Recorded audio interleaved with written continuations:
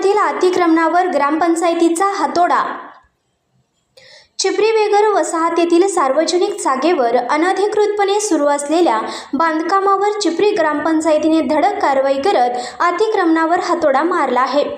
सविस्तर माहिती अशी की बेघर वसाहत गट क्रमांक 180/319 प्रभाग क्रमांक 5 मधील सार्वजनिक जागेवर बेकायदेशीर अतिक्रमण सुरू असल्याची बाब स्थानिक नागरिकांच्या निदर्शनास आली।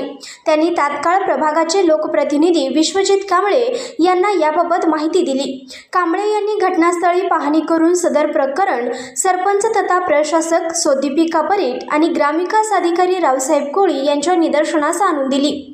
माहिती मिळताच ग्रामपंचायतीच्या पथकाने तात्काळ घटनास्थळी दाखल होऊन सुरू असलेले अतिक्रमण त्वरित हटवले। यावेळी संबंधित व्यक्तीस यापुढे सार्वजनिक जागेवर अतिक्रमण न करण्याच्या सूचना देण्यात आल्या।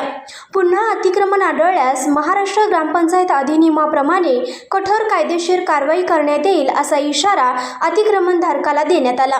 या कारवाईमुळे नागरिकांनी ग्रामपंचायतीच्या कामाचे कौतुक केलं असून बेघर वसाहतमध्ये ज्या ठिकाणी बेकायदेशीर अतिक्रमण आहे त्या ठिकाणी सुद्धा अशीच कारवाई करण्याची मागणी स्थानिक नागरिकांनी केली आहे।